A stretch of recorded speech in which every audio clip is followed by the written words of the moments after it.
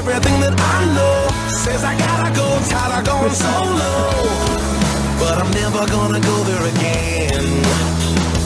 This is what it is, this is who I am, this is where I finally take my stand. I didn't wanna fall, but I don't have to crawl.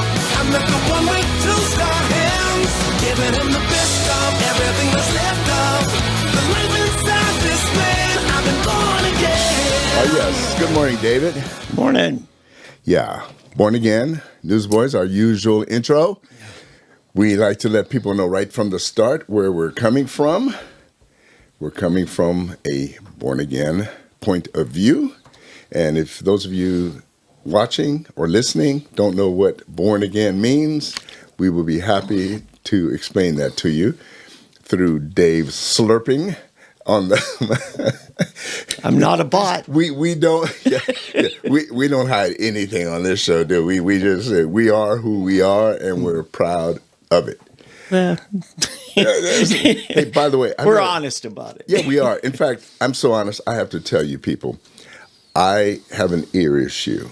I've had it for a while. I don't know what it is. I don't think it's tinnitus. I guess it could be. It could come under tinnitus, but it's more than a ringing. It's like I lose hearing in this left ear from time to time, and then all of a sudden, the ring goes away and the hearing comes back. Yeah, it's the weirdest thing. I've been to ENTs and they can't seem to figure out what it is. So if any of you good people at home know what it is, please share it with us, or me in particular. Nobody can figure it out. So I don't know if it's a brain problem, blood problem. I've had tinnitus for 17 years. Have you really? Well, ever since my son started his own rock band and I was too close behind the... But see, I don't think that's it, because I mean, I did all those tours. I know, God. I have to say I survived Grand Funk Railroad. Wow. Yeah, that's the loudest concert I've ever. You know what I have found increases ringing in my ears? When I have caffeine.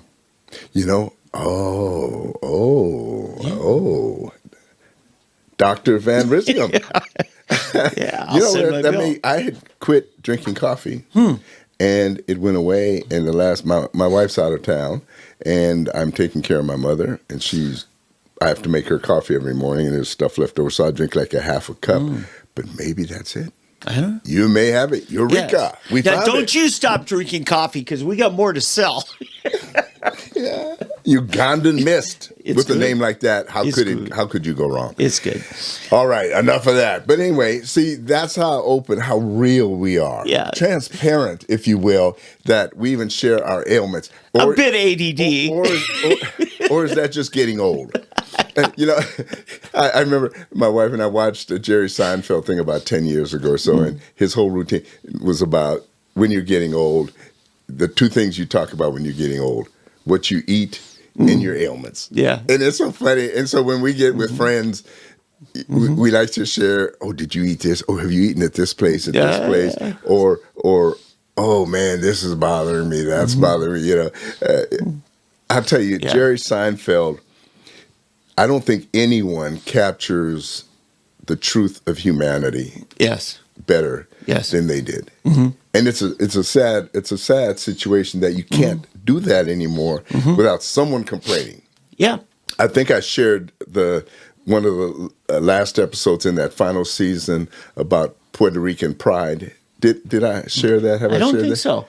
Where they went into New York, well, they lived in New York, but they went into town to see a lawyer or a doctor. So I can't remember where they went, but all four of them, of course, Jerry, George, Elaine, and Kramer across the hall, and it was on Puerto Rican Pride Day. Oh, I didn't share this? No. Oh my goodness! Oh, I can't believe I didn't share this. Yeah. Well, anyway, and I think they took. In fact, I'm sure it was a white person, some little progressive person got upset by it, and made him take it off.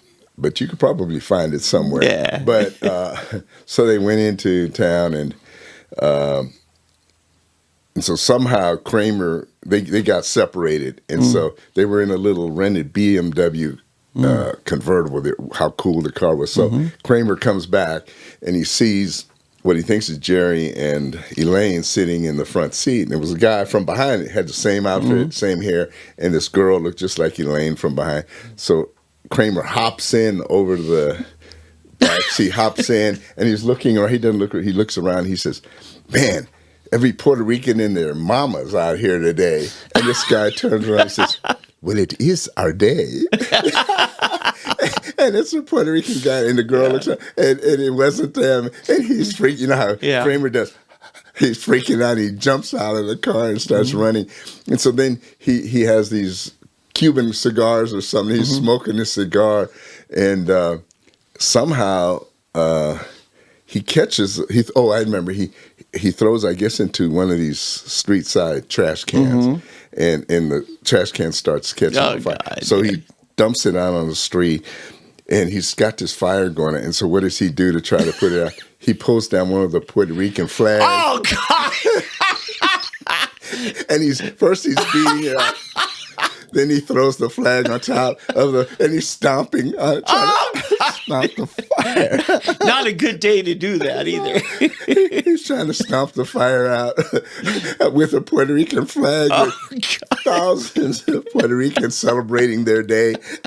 And, oh, my goodness. I mean, first of all, the mind that can think of this. I guess it's what David, what's his name, David, the writer.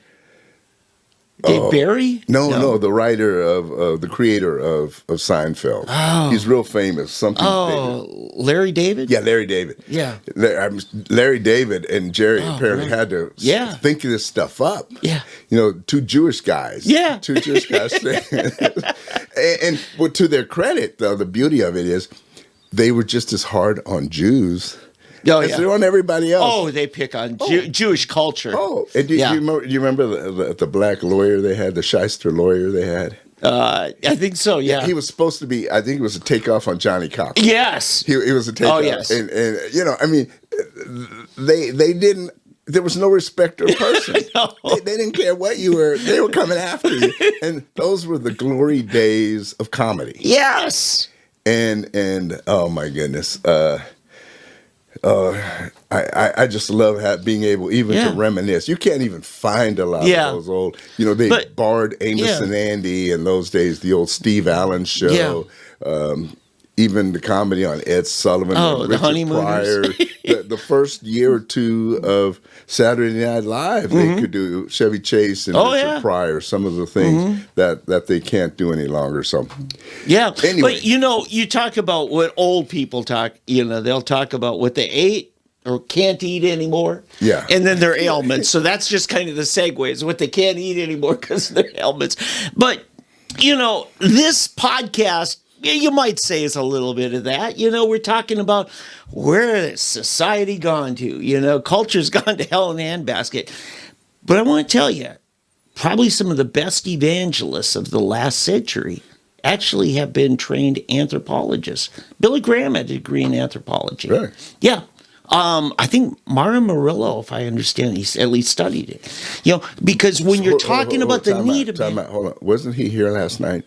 I think Mario Murillo was here last night. I heard he was in town last night. Really? In Tulsa, Oklahoma last night. How about that? Yeah. Anyway, sorry you missed it. But when you listen to, because Mario Murillo, when he would preach, was very much like how Billy Graham would talk about the state of society, the state of mankind, in a very almost academic way, and would make the logical case for man's need for a savior. And Billy Graham was, the guy's not a dummy. He did a lot of things right. Yeah. Disciplined man. Yeah. Disciplined man. Yeah. No, what made me think of Jerry and going back to the old Seinfeld was our discussion about ailments and then, of course, the food. But no, it led into the thinking about what humor used to be and how we used to have a sense of humor until the progressive left took over and killed everything. The first casualty of the progressive movement was Amos and Andy. years ago, this is back in the 90s, maybe it was even the 80s, we were missionaries and we came home back in the day of VHS videos still.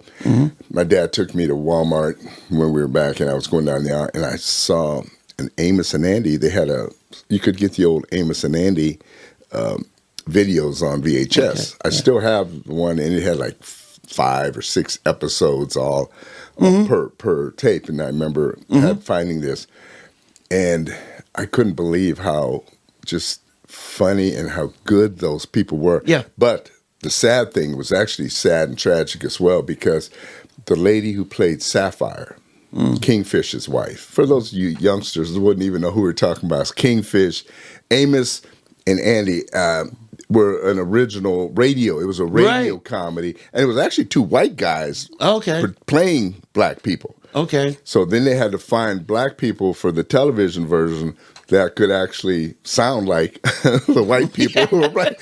Isn't that weird? That's so weird. You had to find true black people that actually sounded, but they did a good job. These were excellent actors. But Sapphire was Kingfish's wife, and Amos was just he wasn't really even that much of a character. He was a cab driver. The real stars of the show were a guy Kingfish, and then Andy. And Andy talked like this. He talked slow, and he didn't seem to be too intelligent. But Kingfish, now he was the shrewd one. He used to try to get it over on Andy, and he would just get into trouble. Andy, come here, Andy. Let me talk to you a minute here, Andy. As you can tell, I practiced a little bit. My Kingfish, he had this one. How do we get into these things? I get all sidetracked. Hopefully, this is entertaining. This may get what people are tune in. But no, but there was one where Kingfish was trying to get Andy to invest in mink and chinchilla farm. Oh, remember the ladies used to wear mink and minks chinchilla. Were the thing in the 50s, 60s. Yeah. And so Kingfish is trying to get Amos to invest in this mink farm, and so he gets Andy in. He says, and so what he's got a stuffed coyote as a mink. This is supposed to be his example. Coyote. Yeah, coyote. He's got a stuffed coyote standing on the thing, and he says, Andy, look at here, Andy. We got here a mink. He said, and that don't look like no mink. Oh no, Andy, that be one of them long-legged minks. That'd be one of them long-legged minks. and so this whole thing is about Kingfish trying to convince Andy that Coyote is a mink. And oh my goodness, but go ahead. Well, this is kind of racial humor that you talk about black privilege sometimes, and this isn't really what black. It's like a license, kind of like when Bill Cosby would pick on the problems of black urban culture. Right. He could do it. I couldn't. Yeah, it's like family stuff. In fact, Amos and Andy are what truly drew in the black audience. Yeah. That's what, black audiences weren't rushing to buy televisions to watch the Cleaver Family. Right. Yeah, they or I Love Lucy. Yeah, or Ozzie and Harriet. Yeah. They weren't, but you had Amos and Andy and all when I came to America in 1959 for the first time, so I lived in the projects of Philadelphia, and everybody was watching Amos and Andy on Saturdays. Yeah. That was the show. Every tenement building, every apartment, everyone watched Amos and Andy. Every black family watched. That was their show. That was their people because they could relate. It was like Seinfeld. Yeah, the people could relate to that humor. It was an affirmation of who they are. Yeah, and they knew. Everybody knew a Kingfish, and everybody knew an Andy. Yes, everybody knew. And then Sapphire, the wife, she was smart, very intelligent, and she would smack Kingfish around, Kingfish, stop that. She'd be, and Kingfish was always trying to, don't be telling Sapphire, He was trying to keep stuff from her, and Yeah. and then when she came around, he was all sheepish and became, he'd give her these looks. I mean, it was so well done. I mean, seriously, if there's a way you can find it, I don't even know if you can look it up on YouTube or somewhere. There's old episodes you can look. But if you've never seen Amos and Andy, it's quite something to watch these old. But here's what I was really getting at. At the very end of this tape, this video, after all these episodes, they interviewed the lady because the rest of the cast had passed away. She was the only living person left. And this beautiful, elegant lady. I mean, you should have seen her. Her hair, her makeup, her dress, and even the way she spoke, you could tell she was college educated, she was intelligent, and she spoke very well, but you could tell she had a broken heart, and she spoke out at how the NAACP and progressive blacks had destroyed their program. Yeah. And that they never hurt anyone, and she destroyed those people, and that all of those actors died brokenhearted. Wow. They died brokenhearted because all they sought to do was to entertain and bring joy and levity to a people who had been oppressed, a people who were trying to come out of that, the Depression, not just the Depression, but also Jim Crow and everything. The 40s, at post-World War II, into the 50s and into the 60s, is when Black America really started coming into its own. Sure. Yeah. And just as Black Americans were starting to find themselves, we still had issues in the South, and actually, to be honest with you, it was really worse in the North. It was a different kind of racism in the North, but Black people were starting to truly come into themselves. And this was part of it, entertainment, athletics, things like that. And all of a sudden, it's like their own people stabbed them in the back and tried to kill that dictate. So. Wasn't it during your time at Texas Tech that what now we know of as UTEP, University of Texas El Paso, really, really cracked the color barrier by having a black team that won the NCAA tournament? Yeah. Actually, I had just moved there, 1965 national championship, Texas Western University. That's what it was called then, yeah. Don Haskins was the coach. I was thinking Hoskins, yeah. Yeah, Don Haskins. And, no, that was, we were all, it was quite a time. Yeah, Texas Western, it's weird because the University of Texas had not yet been integrated, but University of Texas at El Paso, which it became later, they were. And I only saw Haskins one time on TV where I finally realized who he was because, I'm from a next generation, and he was playing Bobby Knight. I forget who he was coaching at the time. It might have been Alabama. And Bobby Knight comes up to shake his hand, and he reaches in, he feels his tie and looks at him, and he pulls. It was a clip-on tie. Yeah, well, that's Bobby Knight for you. Yeah, well, no, the first time I saw Bobby Knight was in 1971 or 2. It was a holiday classic. They had a basketball tournament in El Paso. And I'd come home for Christmas, and so my dad, he was a huge UTEP basketball fan. And it was the University of Houston, which they had a team. This is no joke.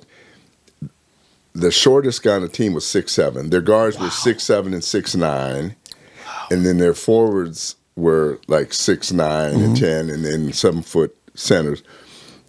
This was before Elvin Hayes even. He came the next year. Well, anyway, they had these gigantic players, fast, unbelievable team. I don't know how they didn't win the national. They won it later. In fact, they beat Kareem Abdul-Jabbar. They were the only team ever to beat them. But so anyway, but Bobby Knight was there, and the reason was that Bobby Knight and Don Haskins knew each other because they all played for Hank Iba. Okay. As did. What was the coach at OSU? Eddie Sutton? Yeah, they were all Yeah, Hank because when Iba. Don died, all those coaches showed up. Right. They're all Hank Iba At people. Stillwater, yeah. Right. So, but anyway, I gotta go again. Anyway, you got to get a buzzer in every time. I apologize. My wife Next week, I've got a plan. Beats me up every time because that's the word anyway. You had to be at show prep earlier. Yeah. So we had this thing where, see, now I take the word away and I'm lost. It's like tying an Italian's hands behind your back and they can't speak anymore.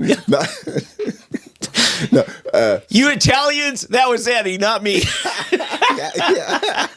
yeah. No. What were we talking about? Bobby Knight. So Bobby Knight was there, and it was his first year at Indiana.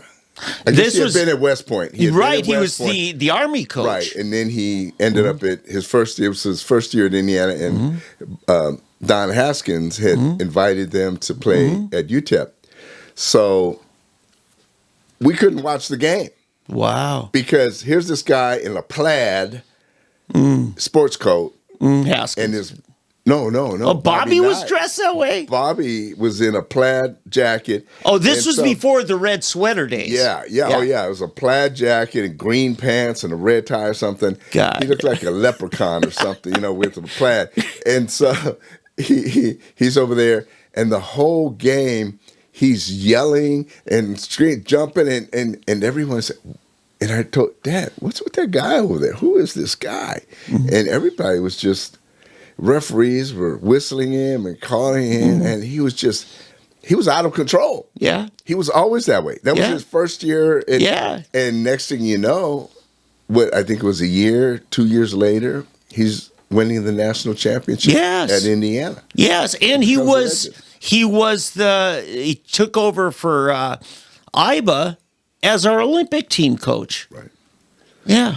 Yeah. So anyway, there he goes. He was something else. Bobby later. After is he passed away? Did he pass away? I think he did, didn't he? It would have been recent because he'd been endorsing Trump. Maybe I know he did. Yeah, but after he finally left Indiana, he went to your alma mater. He was the Texas Tech, and the people loved him. In fact, that's right. In fact, we had the most notorious, controversial coaches in the history of sports, worse than Woody Hayes, because we had Mike Leach and Bobby Knight. Remember, Bobby Knight punched a kid there while he was at Texas Tech. Yes. I don't remember, he punches a kid. Yeah. And I think he punched him in the face where Woody Hayes punched the kid in the stomach. On the other team, Bobby Knight hit his own player. Yeah, I just remember the folding chairs being thrown into the court. Across the court. Yeah. That's passion. Yeah. See, there was a day when there was no biggie. When I was in high school, I don't know if you experienced this, for a coach to grab a kid by the face mask, a lineman who was out of place, grab you, snatch you, and lead you like a bull by the nose, by the ring, be snatched around and led by the thing. Oh yeah, Lou Holtz did it all the time. It was no big deal. Yeah. You do that today, you're gone. Wow. Parents, you can't treat my little boy like that. It's silly. I do have to tell you this. I may have told this story. See, I have a lot of these stories, but I remember my senior year of high school, I had moved from I went to 7 different schools, 4 high schools, but in the middle of my senior year, actually in the middle of football season, I moved from one town to a new town. The new town, the coach was a lot more disciplined than the town I had come from. That may be why we were the champions, because we were more disciplined. Yeah. But so this coach had a rule that when you break the huddle, you run to the line. Yeah. I'm used to you break the huddle and you wander to the line and get down. And this one, and you run to the line. So one time the coach, Huff, I don't know how you did it, where you came from, but here, when we break the huddle, we run to the line. So I'm going to give you this one, but the next time, my foot is going up your behind. Yeah. Yes, coach. So I dash up to the line. So we break the huddle, and I forget. And so the defensive guys are looking at us, and I look and I see their eyes getting real big. And all of a sudden I realize, oh, I better run. And so I take off running, and I feel this whoosh. Oh! And I ran at just the right time because he wasn't joking. He came out on the field? Oh, he was always there. He was there behind us. It was a scrimmage. This was a scrimmage. Oh, it was gotcha. Offense against defense of our own team. But so he just missed, and he swung so hard, his foot carried him in the air, and he ended up falling on his now own you are in hand. trouble. And so here's a coach flat on his back. Yeah. And all these players are trying to not laugh off. They're all standing there going, you know. Right. And even he got up and dusted himself off, and even he was laughing. He was saying, yeah, boy, you sure dodged that one. But he wasn't kidding. He was getting ready to just nail me in my butt. Yeah. Of course, in those days, we had the tail pad. Oh, yeah, you had the hip pad. Yeah, you got to hit him with a lot of blunt force because that padding can take quite a absorb a lot. Yeah, and so it was more symbolic than anything. He wasn't going to break my coccyx bone or anything. Yeah. But in any of that, he would take a clipboard and hit you in the head. But it was expected. Yeah. In those days. Nowadays, you do that, and you're, not only do you lose your job, but you lose your career, Oh, yeah. And your lawsuit probably. But, oh, yeah. Yeah, it's a sad day. Oh, in a way, I'll tell you, Coach Lancaster used to coach at Jinx. Yeah. He lost it just because of words he used during the halftime in the locker room. So that's what happened? Yeah. I thought he actually just smacked the kid or something. Nope. Just because he berated him, and I've talked to because I know several of the coaches that worked with him, and then I talked to him after he got a chance, came back, and he took Broken Arrow to the playoffs. But he was at Muskogee. Every place he went, it's weird. Sallisaw, then Muskogee, and then Broken Arrow. He elevated their play, and then someone else took over. But one of the Blankenships, who I was assistant for, I asked about him, and he said, I don't ascribe to what he does because he belittles and berates his players personally about their person, not about their play, their person. And he said, this coach said, he gets results and therefore he has disciples, and that's a problem. Okay, a question I have is what he says about their person. Is it true? Well, I don't know. But this one particular coach said, you know what? I was, part-time coaching, and I also still, in the off-season, worked for a sporting goods supply house. And I would call in coaches. He said, I come down to his office there at Salsa, and he is just ripping. He said, I just stood outside the door, and I listened to about 5 minutes of it. And he just said, I would not play for that coach if I was that boy. Well, I would not. Yeah, maybe. Because that's not building a man up, that's ripping him down. But no, seriously, this is a great discussion. Yeah. And I'll tell you why. The wars that we won, who would you rather have leading America to war? We're going to have to take a break. I think we're still, we go. General Patton or General Milley? Yeah, I know. I just did. You see what I'm saying? Yep. Do you see what I'm saying? Yeah. Do you understand? That's why, what are we creating? The kids that survived the coaching, one set of coaching where, for example, our coach, and I do have to wrap it up, my coach, at the end of the year, he was hard. He just ran us, would get on us. But the same coach at the end of the year would be in tears when the seniors are leaving, literally tears. And if he asked us to run through a wall, we would run through a wall because we knew as hard as he was on us, as much he might yell at us or kick us or do whatever he would do, the love, it was discipline with love. Okay. He was building us into the men we would one day be. And most of those men became a success in the military and whatever they did. Okay. We went through it. This place I came from, I never would have I was a backup. Mm-hmm. I was a scrub on the team. I went to this place and it becoming all conference. Mm-hmm. Same position, same everything. That team ended up at the bottom. This was the champions. Yep. And I made all conference at the other, but the coach saw potential. He pushed it. We better break, there's more to say. We'll be back after this. Disciples, and that's a problem. Okay. A question I have is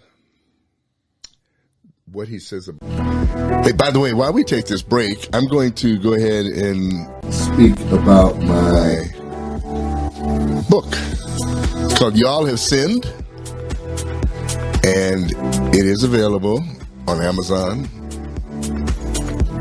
Barnes & Noble. Yeah. And eventually we'll get it up on one of our websites.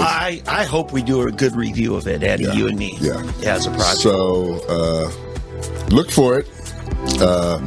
If you'll go to freshblackcoffee at gmail.com, freshblackcoffee at gmail.com, give us your address and everything. We'll keep you abreast of everything, okay?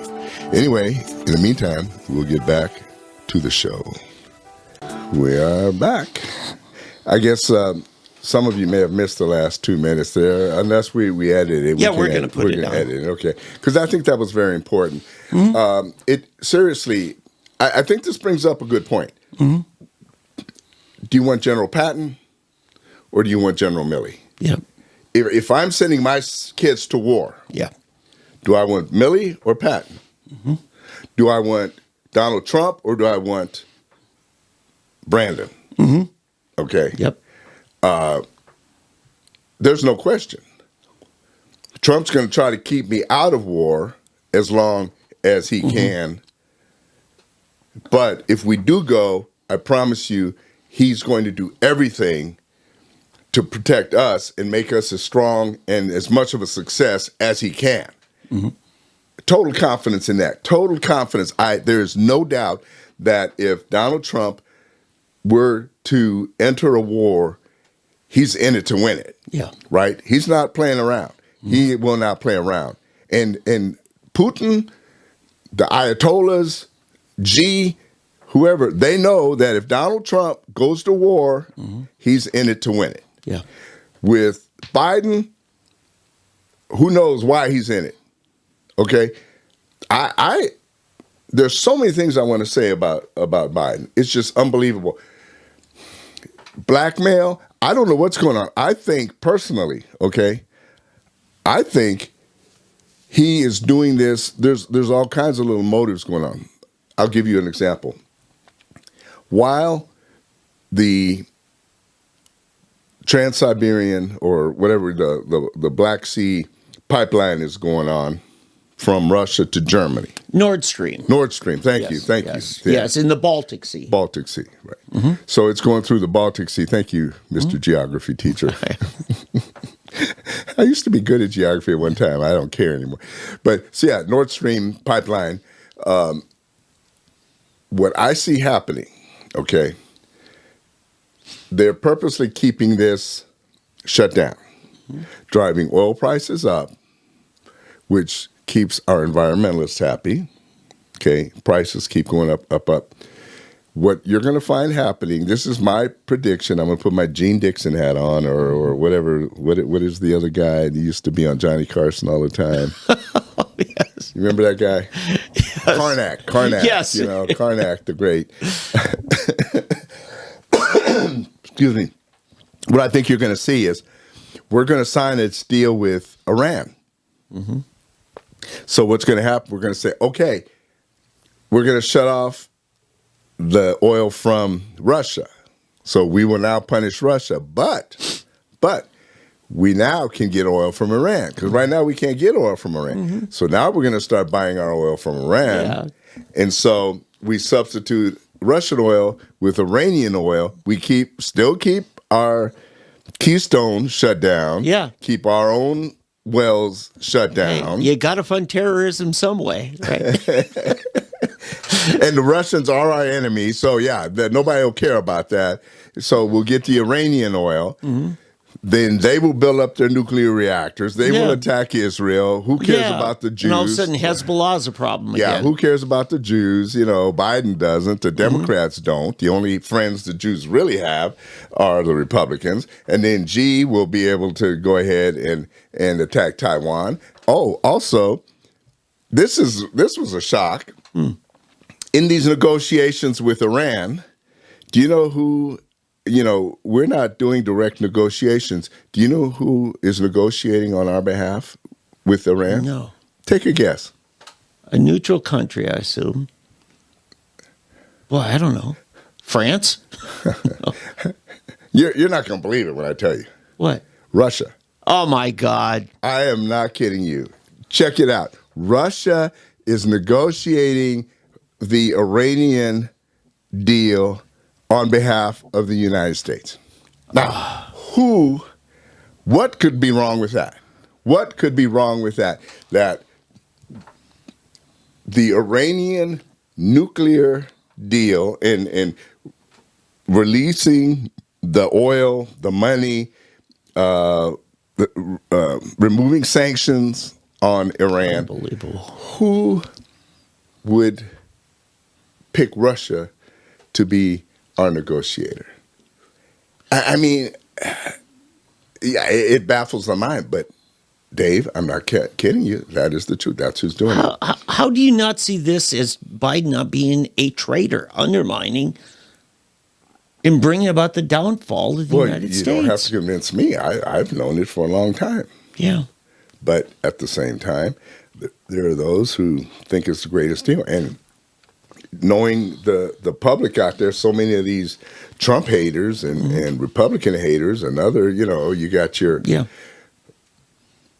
Liz Cheney's and Kinzingers and even apparently Mike Pence's out there, people like that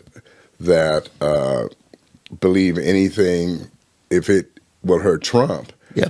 They're willing to buy it and accept it, and they're destroying their own country. We're also seeing the danger that radical environmentalism is in that most of Europe now is woke environmentalists who have basically shut down all their domestic energy sources, including nuclear. The nuclear is the big one, yeah. But they're made themselves totally dependent on Russia.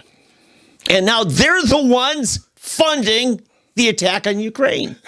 I know. It's the Western European nations. That leads me to another thing here, okay? Get this, okay? The latest thing they're trying to push is that Vladimir Putin is nuts. Yeah, I've seen that. It's the old saying, crazy as a fox. Vladimir Putin is as smart as they get. They want to, it's so amazing to me. It just, actually, I don't know if I'm more mad or want to laugh at these stupid people on the left, particularly the media and the Trump haters, the never Trumpers, that are continually trying to attack Donald Trump because they're trying to make Donald Trump out as this idiot or a traitor. Okay, he's the traitor. He's supposed to be the traitor. Okay, but who's playing into the Russian hands? Okay, who's playing into the Russian hands? As I said, we've got this situation now where Russia is negotiating for America. We're buying the oil from 100,000 barrels of oil a day. Okay, or is it a million? I think it's 500,000 barrels a day. Okay, a lot. It's a lot. Let's put it that way. And we shut down our own oil. So that stops. Then we start getting that from Iran. Our oil prices continue to skyrocket. Our prices go up. So they're trying to move us to solar and hydroelectric, all this alternative energy, which we know can't work.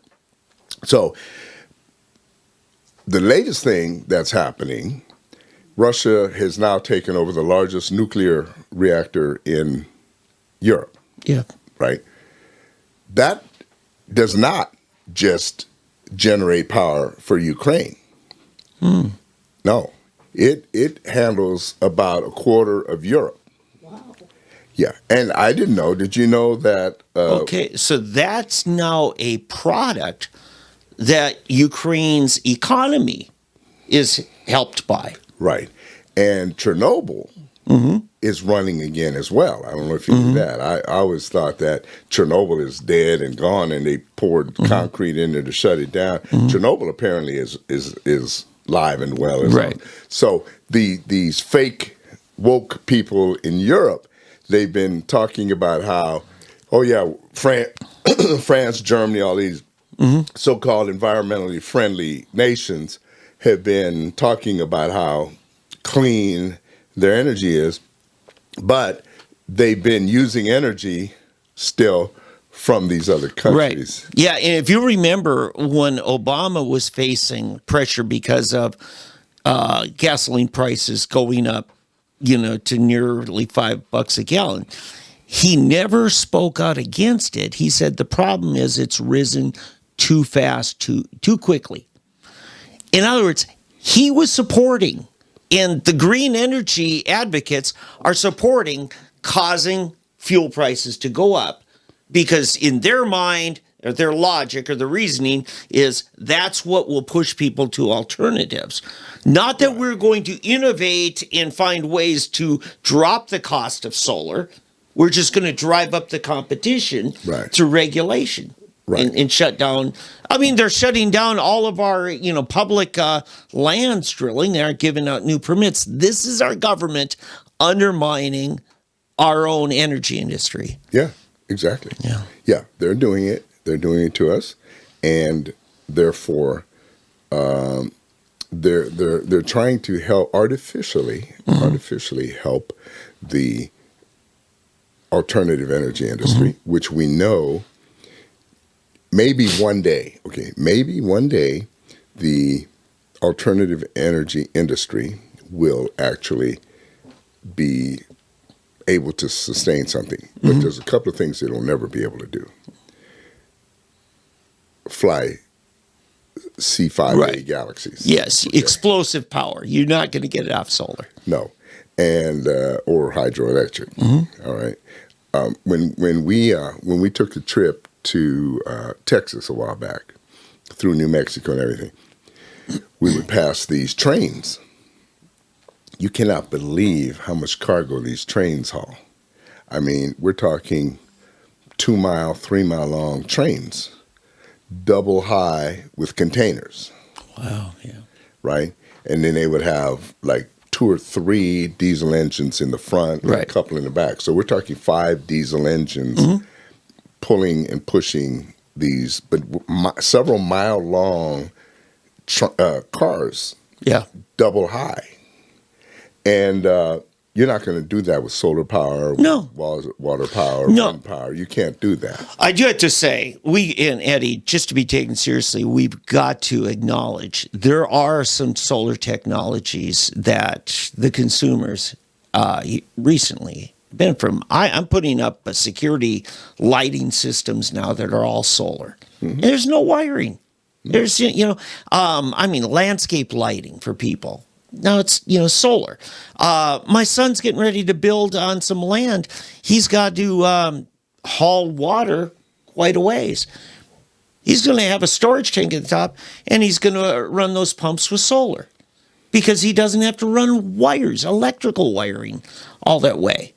Now, it's not going to work all the time. It's not going to pump at night. But if you got 2,000-gallon tank up there, it just pumps whenever the sun's shining, and you just keep that tank full. So anyway, there are ways that energy technology is improving. Look at in the petroleum industry, fracking. Oh my God, what fracking? Horizontal drilling. I mean, innovations, are driven by the necessity competitively. So. And the funny thing is, we see like this horizontal drilling, the environmentalists ought to love that because now we aren't drilling 80 vertical drills. We're drilling one drill and spreading out. And yet they're trying to demonize it. Like they've been even saying in Oklahoma, the earthquakes are caused by fracking. No, they're not.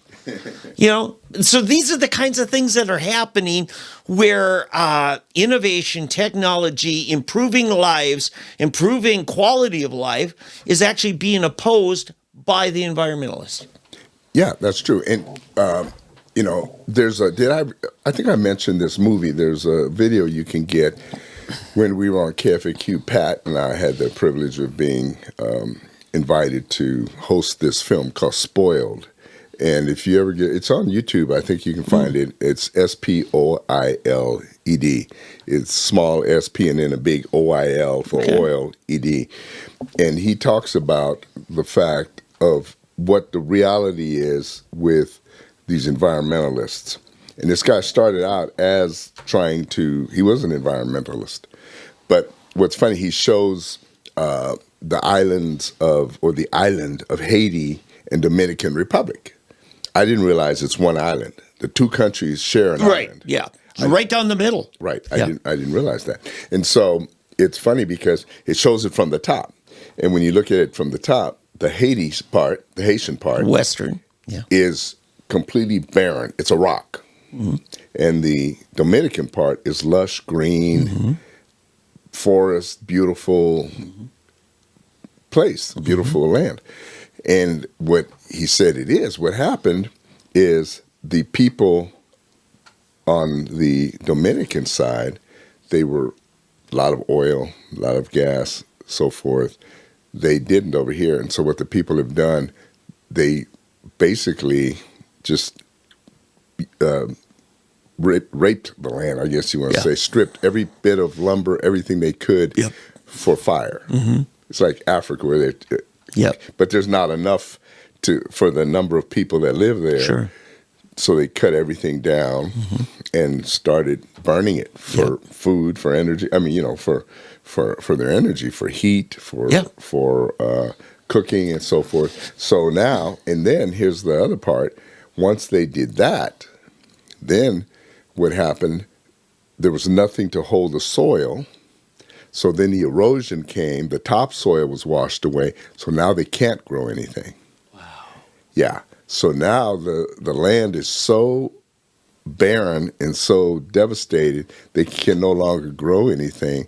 So Haiti is screwed, basically. Mm-hmm. Whereas Dominican, and I don't know if you heard a week or two ago, they're now building a fence, a wall, to keep the Haitian people from coming over to Dominican Republic. So they're doing what we were doing on our southern border. Yeah. They're doing it at Dominican Republic. Sure. They don't want the Haitians. So now what are the Haitians doing? Mm-hmm. They're going to Mexico and coming into the United States because it's easier. It's easier for them to go across the ocean or the Caribbean to Mexico, take that journey all the way up and come into the U.S. than it is to go to their same island, just walk over into the Dominican Republic. It's a sad it's a sad state. Hey, let's move on to something else here quickly because we were already on the Ukrainian situation. Lindsey Graham made an interesting statement. Mm-hmm. He essentially was hoping that a Brutus or someone, as they were trying with Hitler in World War II, would assassinate Putin. Mm-hmm. When I heard it, I thought, what is wrong with you? My take's a little different. That Lindsey Graham is advocating the assassination of a foreign leader, okay? Mm-hmm. Putin, Vladimir Putin. By one of his own. Yeah. Where at the same time, he was not advocating the impeachment or somehow getting rid of a horrible president of our own United States. Joe Biden. Yeah. He would be totally against us looking into the election and doing it by legal means. Oh, no, we can't do that. There's no evidence. No. He's not for that. But it's okay to kill the president of the Ukraine. It's playing with fire. Totally. Are you serious? Yeah, but now let me just exercise some empathy, and maybe Lindsay's part of Lindsay.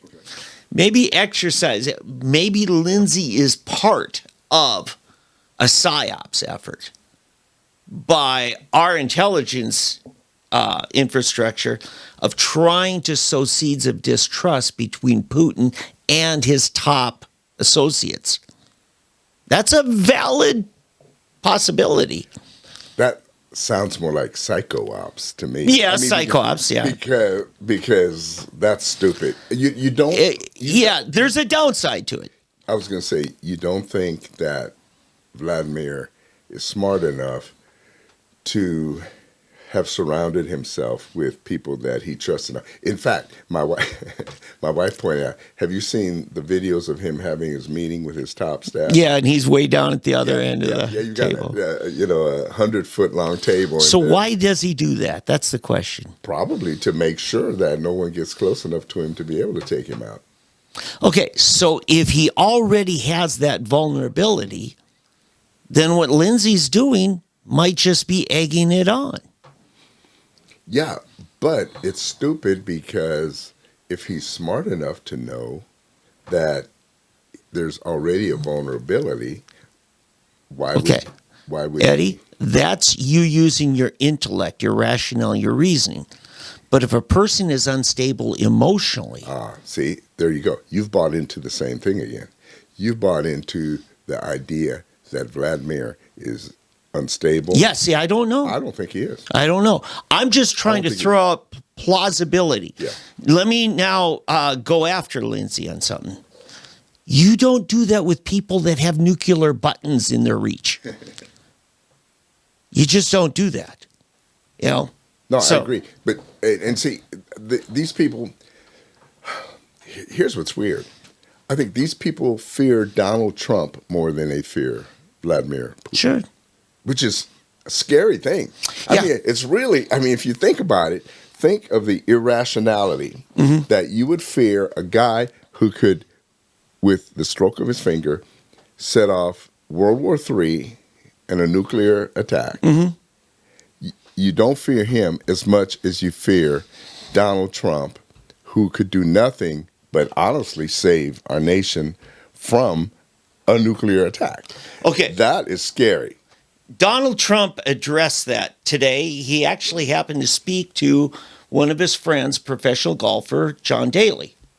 And Daly, I guess, released if it's just between the two of them, it would have to, but basically, it was a very short discourse. Wait. Unless they're spying on him again. Yeah, that's true. But Daly says, he's asking Trump. Trump just happened to call him or something. And Trump basically says, don't be predictable. You've got to have these foreign leaders thinking, my God, he might come after me. And he said, all you need to do is give him about a 10% a possibility of maybe he will. Even if there is in Putin's mind or in Xi's mind, there's a 10% chance he's actually going to do it. That's enough to hold him back. If it's just plausible enough that he might, that's enough of a deterrent. This is what Trump said today. So. Yeah, I don't know. But again, I want to go back to my original thought, too. That, two things. First of all, this idea that Putin is unstable and nuts. I don't think so. I think he's very smart. And there's two things. One, everybody is touting the fact that Ukraine is doing such a fantastic job holding him off, right? Oh, these fighters and da. I think all they're doing, it's like, you've probably seen the old videos where this little guy is fighting a bigger guy. And he's just getting the pulp beat out of him. And every time he knocks the little guy down, the guy lays there and his friends just, oh, you're doing great. Pick him back up and push him back in just to get beat some more. You know what I mean? And the little guy's looking around like, what? What are you? And then, go get him. You're doing great. Keep it up. And push him back in there. that's what I see. You know, Zelensky now is like the hero among heroes. He's this great guy. Okay, well, yes, he's a great hero. Okay, he's brave. But as soon as he's dead, he'll be dead for 3 months. They'll forget about him. They'll move on to the next person. That's what kind of pigs these are in the media, okay? They don't care. They don't, honestly, this is the truth. Our media and the world media right now, they really don't care if the Ukrainian people get slaughtered. Because to them, it's not about the Ukrainian people getting slaughtered. And I'm going to say this. I'm going to say this boldly. To them, it's not as big about the Ukrainian people being slaughtered as it is using them as a bludgeon against Russia. See, it's not as much we're for Ukraine as it is we're against Russia. And it's not as much we're against Russia as it is we're against who? Donald Trump. Yeah. You got to make these connections, people. Yeah. I'm serious. This is because, do you remember when Obama was talking to Medvedev, whatever, how you pronounce it, how to remember how many D's and EVs in it, Medvedev, or, anyway, and they caught him off mic there, or they thought it was off mic. He says, tell Vladimir that as soon as I'm reelected, I'll have more flexibility. Yeah. We'll be able. Do you remember that? Yeah, I do. Nobody had a problem with that. Right. You remember that? Russia was good. Hillary Clinton, I'm pushing the reset button. We're gonna get it all. You know, we're buddies. We're buddies, right?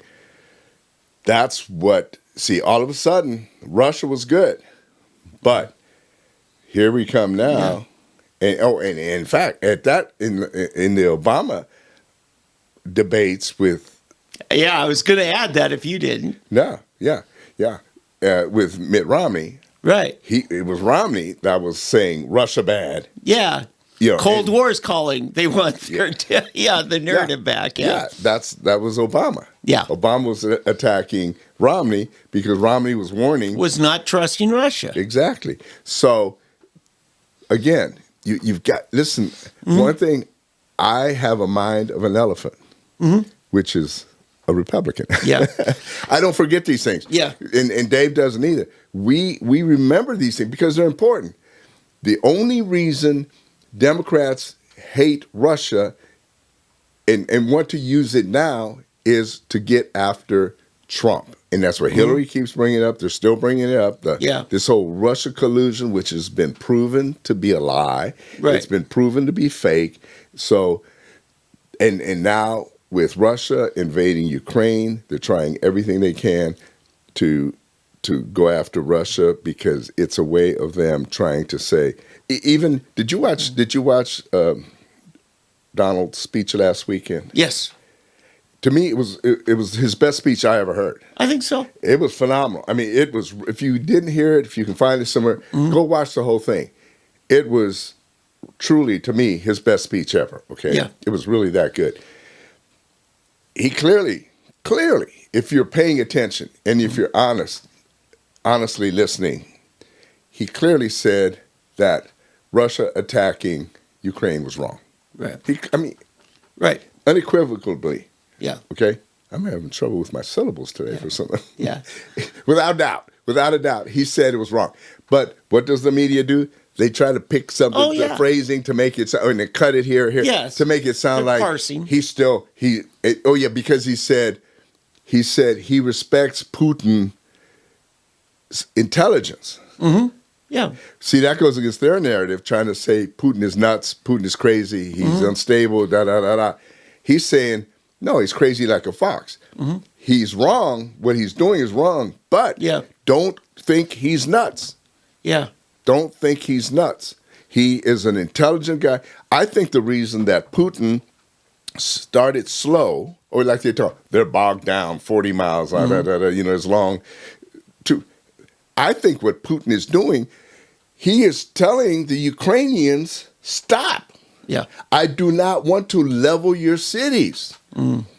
If you quit, Yeah. Do what I want to do. I want this city. I want this city. I want you this. I want you that. If you will quit, boom. It's like I'm 6'5". I've got a 5'9" guy here, and I'm holding it, and the guy's doing this, and I'm holding it out, and he's flailing, and I smack him a couple of times. Stop, bump, bump, bump. Stop, bump, bump, bump. Stop, and he doesn't stop. Yeah.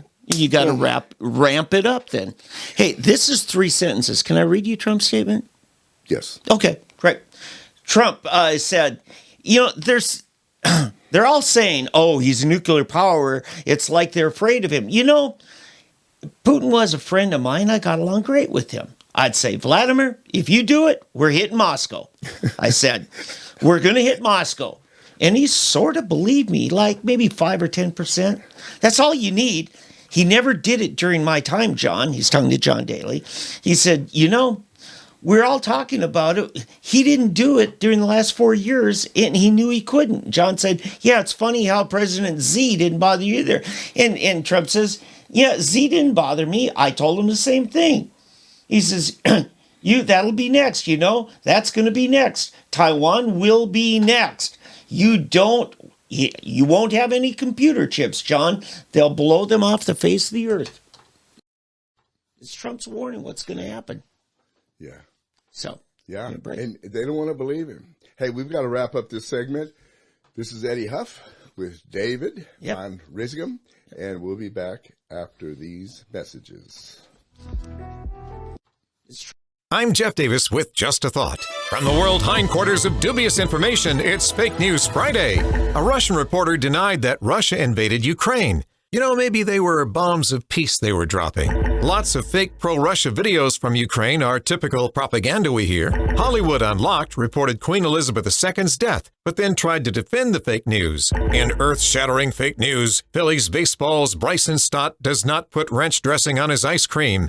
Pakistan is clamping down on fake news, which could be a problem since some fake news turns out to be true. A report in the Philippines of 31 missing people involved in rooster fighting turns out to be fake news. Now, police believe the reports that were on fake news websites. Meanwhile, in Israel, a false report that police were spying on Israeli citizens.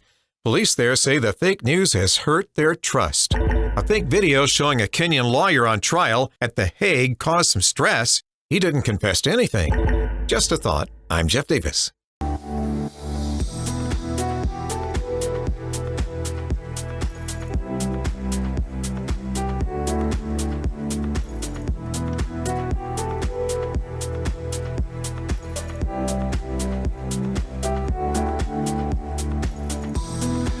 All right, we're going to get right back into it here. Hey, listen, I'm going to take a quick moment here. We haven't talked about it yet, but right now, Ukraine's taking all the oxygen out of it. But I do want to tell you about the book, my book, Y'all Have Sinned. If you want to get it, you can order it online now. You can get it at freshblackcoffee.com or at freshblack.coffee. There's a lot of places. Amazon, Barnes & Noble. Yeah, if you really want to help Jeff Bezos out, you give him a cut of the deal. Otherwise, get it direct from Eddie. Eddie will sign it if you buy it from him. Right? Yes. Okay. Thank you. I'm sorry.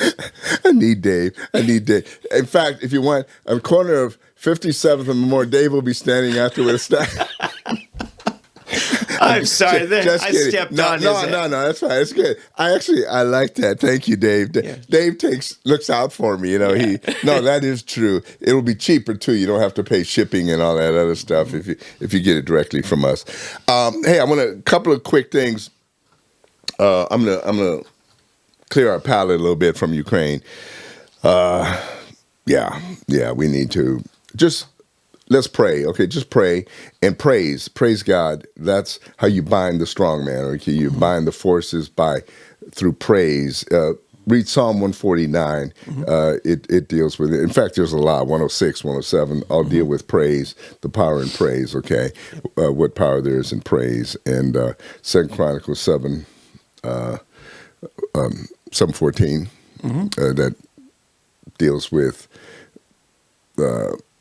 coming before the Lord. Most of it we talk about a lot of times with prayer, but really it's more about praise, I think, because remember what God did when they sought his face, they confessed, and then what God told them to do is put the singers, the musicians in front of you know what I'm talking about? Yeah. Yeah. And they marched, and as they began saying, give thanks unto the Lord, for he is good. His mercies endure forever. And as they came over the ridge, the enemy was dead. They had killed each other. There were 3 armies coming against Israel. And in the night, God convinced each one that they were each other's enemy. And so they killed each other. Confounded the enemy. Confounded, and they killed each other. And then the Israel army just came over the hill, and they didn't even have to fight. And that's our true protection if we seek God and then you praise God, okay? Yeah. So I'll throw that out there for you too. I was going to say, and if you want something New Testament, Acts 9, believers in the upper room after the persecution, and God's demonstrated power was just unbelievable right there. Yeah. What do you remember what I just said? What scripture I said? That's in Chronicles. It's in Chronicles 20. And then I'm also thinking what happened. Second Chronicles 20. I think I said 7:14, but it's Second Chronicles 20. Yeah, I'm also thinking about Joshua and battling Jericho. Yeah, marching around. Yeah. No, this is Second Chronicles. You might want to look it up just to check me out. I got so many things running through my mind right now at one time that sometimes, the fire hose going down into a garden hose thing and stuff gets caught up there. And I don't have my phone here for some reason to be able to check it myself. So could you look that up, 2 Chronicles 20, please? Absolutely. Since he's got his computer. We have our own fact checker here. We have our own fact checker. Hey, while you're doing that, Dave, I want to talk. This is something a little different. Do you know who Leah Thomas is? Rings Leah a bell. Thomas is the guy who is transitioning to a woman, but he's swimming as a woman. Guy, yeah. His real name is Will Thomas. And Will Thomas has been swimming as a woman. He's set all these new NCAA records. And it's really a shame. I'll be honest with you. And so, for those of you that don't know, he competed on men's teams for 3 years before transitioning. Okay, and before even expressing a desire to be a. I'll just tell you, yes, 2 Chronicles 2020. 20, okay. Yep, so and that's Jehoshaphat's army. Exactly. Yep. He had a little background. He was running from Ahab. Well, he had partnered with Ahab, an ungodly ruler for the northern kingdom, and he just escaped with his life. And he had to repent for doing that, and he called a fast and stood before God, and that's when that happened. The Moabites and Ammonites. Right. So, but anyway, Leah. Will Thomas now calls himself Leah Thomas. He grew his hair out long. He basically... Oh, that makes him a girl right there. Yeah, he's still basically a guy. And it reminds me of Austin Powers, the first one, and when he attacks this, it's supposed to be a woman, and he goes, he says, "That's a man." That's a man. Well, anyway, this Leah Thomas competed as a man, and he was ranked the 430-something swimmer in America as a man, and now he's the #1 female swimmer in America. I mean, come on. It's a joke. It's a joke. And there's a lady who used to be a women's swim coach who's running now for, I think in Missouri, she's running for Congress, and Twitter, of course. I don't know why she's even on Twitter, why she would even try. Of course, they banned her because she's coming out against this and saying this shouldn't be happening, right. and it shouldn't be happening. No. But he was the 430th male swimmer. Right. I mean, America. we don't allow doping. We don't allow the use of steroids. I mean, we've really cracked down. But now we're saying, a guy can, be on testosterone for 20 years, and as soon as he, not even a snip. I mean, just because, I'm taking some drugs to suppress the testosterone level, that makes me a girl. You know? Exactly. After I bulked up to the skeleton. Speaking of Ukraine, think of all of Ukrainian females that were banned, all of the Belarusian females, all of the Russian. You've got Russian females in the Winter Olympics that were in trouble, skaters. Yeah.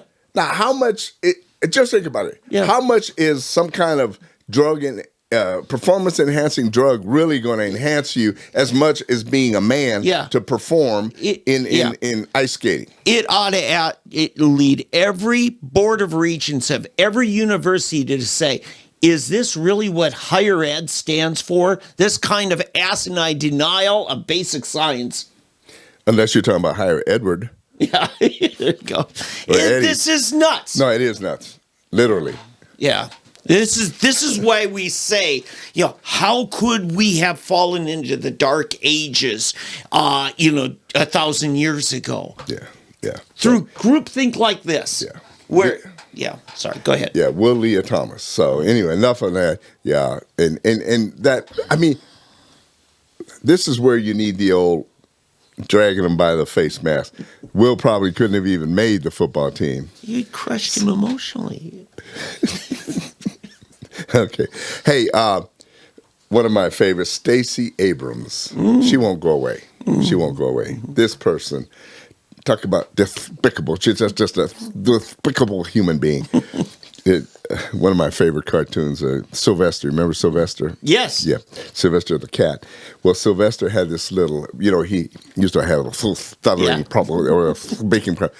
Well, he had a little, do you ever see his little, I think it was his little, I guess it was his son. I don't know if it was his son or his nephew. Okay, Sylvester. Oh yeah, it was his son. He had a little cat, a little male cat. And so there was one where, I get sidetracked so easily, but this is where my wife, anyway, he has this little son, and so somehow a kangaroo gets in their house. I don't know if you ever remember seeing this one. I think so. It's a boxing, and he gets loose, and so the little one says, Father, there's a mouse in the kitchen. So, it's okay, son. I'll take care of the mouse. And so he goes in the kitchen. And, of course, it's this kangaroo. And this kangaroo just beats him, knocks him out. And so he comes out. Father, did you take care of the mouse? Yeah. No, son. That is not my... He said, oh, I'm so ashamed. My father beaten by a mouse. To me, it's the best ever. Can you imagine sitting there in the studio while Mel Blanc is doing all those voices? How could he keep a straight face, But, this cat's getting beat to a pulp by a kangaroo. Yeah. And he's got this little one. So he keeps going in there trying to, be a man or a cat for his son. And he's just getting beat to smithereens by this kangaroo who his son thinks is a mouse, because every time the son looks, he sees a mouse, but every time he goes in, it's a kangaroo, of course. Yeah. But not only that, though, not only the Mel Blanc, the voice, but just the genius of thinking up the script of the kangaroo, and in cartoon form too. Yeah. I mean, those were genius. And now what do you got? These Voltron and some, or some demonic force from some other dimension, and it's just this guy. I wouldn't even let my kids watch TV. Oh yeah, yeah. All right, enough of that. So Stacey Abrams, is that what we were talking about? Yes, we were. How did I get on? It's her voice. Stacey Abrams to Sylvester the cat. Yeah. Oh my goodness, Eddie, ADD at a max today. Yeah. But so Stacey Abrams was on with this guy from South Africa who has a talk show. How is it we have all these foreigners doing these shows now? I know, that's kind of weird too. I guess we can't find our own homegrown people, but I can't even remember his name. It's a black guy from South Africa, runs a late night show. Anyway, Stacey Abrams was on this guy's show, and she has the gall. She somehow... Speaking, I remember now because I was saying despicable, despicable Stacey. She was somehow able to convolute the voting situation in Georgia with Ukraine. No, she Yes. stepped in it. Oh, my goodness. Tell me about it. So she says, my focus should never be on who you cast your ballot for, said Abrams. Voting itself, the process is nonpartisan. We are a stronger nation when we allow people to participate. And if we ever doubted that, the war that Putin is waging against Ukraine, President Zelensky said it, and I will paraphrase poorly. You said that right, Stacy. Yeah. He said, this isn't a war on Ukraine, it's a war on democracy in Ukraine. When we allow democracy to be overtaken by those who want to choose who can be heard, and those choices are not based on anything but inconvenience, then that is wrong. Does that make sense? Not really. It's clear as mud, isn't it? They're not Russian invaders. They're undocumented visitors. Well, it's not even that. Well, no, it's not even that. It's she's saying basically that to ask people to show an ID to vote or prove who they are is like Russians invading and killing you and trying to take over your government. She's missing the obvious analogy, and she's trying to stretch us into following her logic on this, which is nuts. Yeah, I don't get it. It says, we are a stronger nation when we allow people to participate. And if we ever doubted that, the war that Putin is waging against Ukraine, man, it doesn't even make sense. Yeah. President Zelensky said it, and I will paraphrase poorly. He said, this isn't a war on Ukraine, it's a war on democracy. There's that word democracy again. That we talked about this last week, how they're trying to co-opt the word democracy. You're right. They don't even understand the word democracy. Democracy is about giving as many people the opportunity to participate as you can. But to do that, you've got to make sure that make it fair for all of those people to participate. Right. What they're doing, see, it's funny. They use the word democracy, but what they're really doing by ballot stuffing, right, which we know they have video. I don't know if you've seen the videos where they've got people dumping hundreds of ballots into these mobile boxes. You're actually denying the votes of the individuals that you say you're trying to protect. Yes. So you're actually counteracting democracy. Yeah, and I'll use this example. Election day, some years ago, I stopped by to pick up a pizza to bring home after I had voted. So I had my I voted sticker. And the guy at the Little Caesar says, oh, yeah, I don't vote. I said, that's fine. I'll choose for you.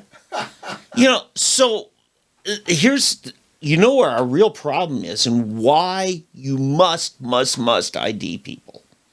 Because the first Eddie Huff that shows up at the precinct gets to vote. Right.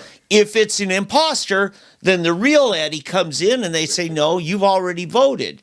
And you can at best say, I want to cast a provisional ballot. And they might let you, but they will hold it. And unless that ballot would swing the election, they'll never count it. Right. If it would swing the election, then they have a hearing before the election board on whether or not this ballot should count. Right. And I guess I can ask, let me see my signature. So that's not my signature. Right. But that's where they check signatures, is during that provisionals. Yeah. I mean, listen, Dave, you and I both agree, and we both know that the last election was messed up.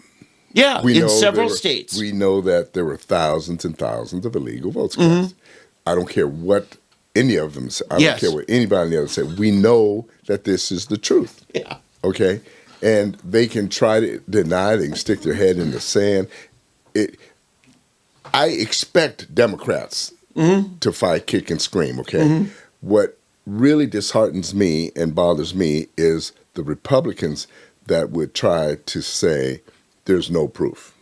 We need to move on. Because these are the people that are supposedly fighting for you, and me, okay? These are the people that are supposed to want to uphold the dignity and the honesty that our nation was founded upon. And they're not doing it. Right. And that hurts. Yes. That truly hurts. And we have got to somehow get back to that. Let's finish with this. Yes. Oh, no, we have some local stuff. You want A state issue. I will bring it up at the end. Mike Pence. Yeah. Okay. I am so disappointed in Mike Pence of late. I never would have thought to me, he is Brutus. And I've been waiting for this. Because to me, nobody. Do you remember Shakespeare in the Park? Vaguely. Okay, Shakespeare in the Park. Every summer, some New York theater company does Shakespeare in the Park, and they pick up King Lear, Macbeth, something. Well, when Donald Trump was elected, they did Julius Caesar. But what they did, they dressed all of their actors as the Senate, the Roman Senate, and Donald Trump, the president, and he was attacked. And they stabbed him to death. Okay, they turned on him and they killed him. And a lot of people were upset. How could you do this? This was the summer after his election, first year, 2017. And I remember, I said, no, I think this is prophetic, the way they're going after him. But I wondered who Brutus would be. And I did not expect it to be. I thought, no, it can't be Mike Pence. He wouldn't turn on it. He wouldn't, because he seemed so loyal and faithful. And then all of a sudden now, I'm seeing, boom, even Mike Pence is starting to turn. And to me, if Mike Pence is turning this badly because he wants to run for president, I cannot imagine him even giving a glimmer of thought to the fact that he might become president one day. I mean, I see no hope. He's done, because if he ever thought he could be president, the real hope for him to be president would be for him to stay as close to Donald Trump as he could, not going the Liz Cheney route or Adam Kinzinger route or one of those people's route. I don't know who's been talking to him, what he's got in mind, but no, it just really. This is a problem. A politician by nature will always play it safe. And Mike Pence was trying to play it safe. But unfortunately, the worst reputation you can get as a politician is somebody who always plays it safe. So you play it safe, but you don't want to be seen as playing safe. That's what Pence was doing. So what is he doing now? Not playing it safe? Now he's trying to cover for making the stupid, lacking the courage of convictions to say, yes, I should have questioned these reports from the states. Oh, I see what you're saying. Okay, yeah. His playing safe was on January 6th. Yes. Well, I got to follow the what do you call it, the precedents. Right. This is how we've always done it. It's almost like sticking your head in the sand and assuming, oh, of course, we shouldn't question this. How dare we question these, conflicting reports? Right. No, I understand. Yeah. He should have stepped up and said, I mean, honestly, I was trying to defend him because all he had to do, he was never asked to overturn the election. All he was asked to do was go through the protocol and go through the full roll call. Yeah. He should never have panicked and say, "Oh, because they're telling me there's a riot over here. We're gonna go ahead and do the vote now and redo the vote and make everybody panicked and freaked out and started voting. Yes. That's what happened. That's what I'm convinced happened. That they got the word. Oh, these people. It was set up from the beginning. Right. No. It was set up, and they got the word. Oh, these people are rioting. They're going to take over. We need to get this past this and make him president now. If they'd have kept their cool head, nope, nothing's going to happen. We're fine. We're safe here. We're still going to uphold this like it is, and then we can still do this later. There's no need to rush. Let's do it. That's what should have happened. Yeah, I had to say, 4 months earlier in Oklahoma, we had a similar kind of election fraud, and because the early voting, absentee balloting, mail-in part, has always been pretty evenly split, and all of a sudden, that summer, we had 81% voting for Medicaid expansion, while everything else, the in-person voting was pretty much a wash. It was defeated by in-person voting and election day voting pretty handily, except that 81% of the mail-in ballots. And I wrote stories about it, and several people called the Attorney General's office, as I asked people to.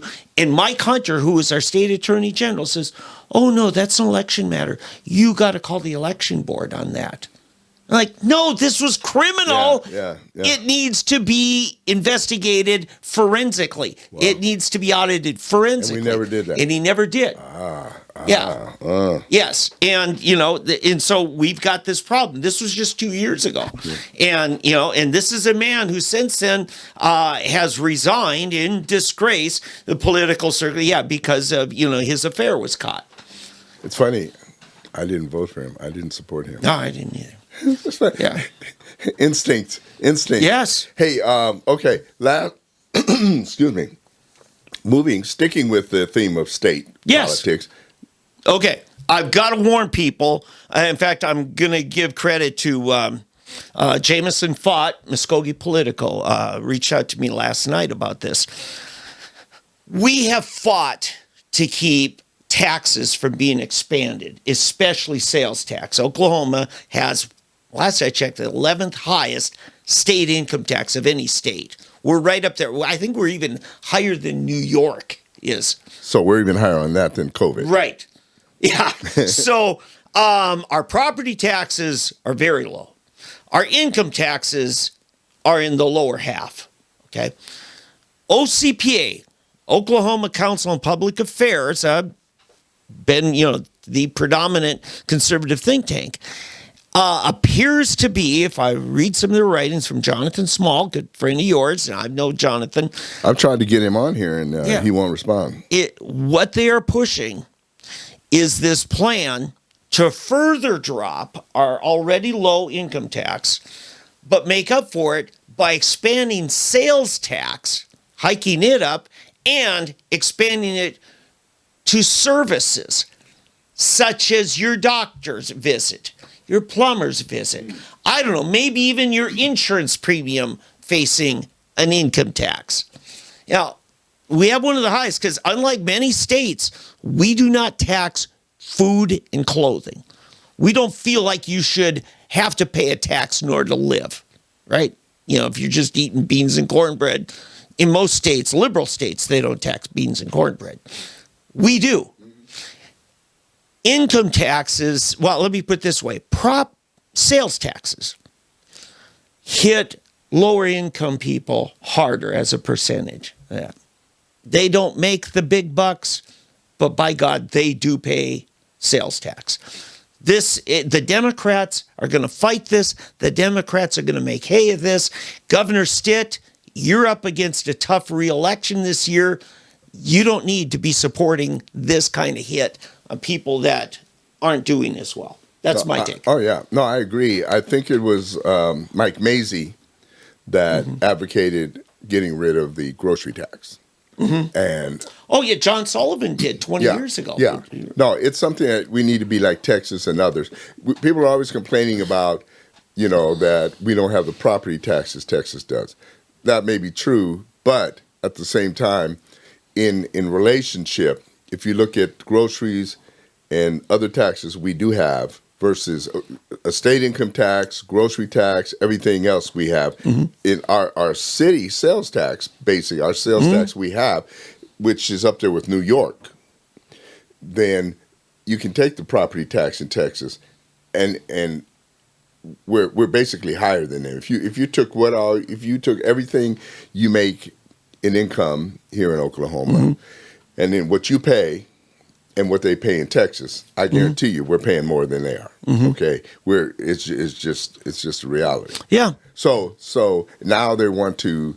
We're already paying taxes on groceries, which you don't pay in Texas. So every time I buy milk, bread, fruit, vegetables, etc., I'm paying taxes, which I don't pay down there. Right. And then now you're saying that services, if I get my car worked on, if, as you said, my teeth worked on. I go to the doctor, which I'm not paying taxes on service. You're paying taxes on your product, on anything you buy, but the work that's done, you're not paying. And now you're going to tax me on that too? No, that's got. And I can't believe OCPA would support that. Right, and for me, as in service industry, home improvements, if I'm having to charge my customers 10% on my labor cost, that's basically me having to pay income tax on my income twice.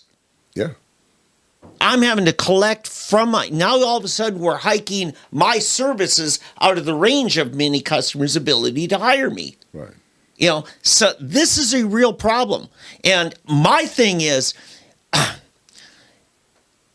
until we're willing to face that nearly $1 billion, almost 1/7 of our, or 1/8 of our legislative appropriated budget we're giving to higher ed so that we can cut off the top the tuition costs for most wealthy families to send their kids to OU or OSU. And we're collecting sales tax on food to help fund that. So now you've got the poor family paying for the education of the rich family. My thing is, I don't think we owe it to any adult to pay for his college. We paid for their common education, period. You're a grown adult, get a job, go to college on your own savings, get your old man to pay for it. Okay? Hey, I'm worked up, Eddie. Well, hey, save that thought. I want to get more into that. Yeah. We need to discuss education. Yeah. No, but seriously, this OCPA deal. No, we need to discuss. And I'm going to follow up and try. I'm going to call. Wrap it up. I'm going to call OCPA and get Jonathan to own up to this and explain himself. Give an account, because that's not good. Hey, everybody, that's going to do it for our show today. And I want to thank everyone again for joining us. Dave, thank you, as always. And I'm going to close with a similar song, or one of the songs we closed last week, When We Pray, because we need to pray. We need to pray right now. Okay? Salvador. Salvation. So, hey, have a good week, everybody, and do something nice for someone, okay? God bless.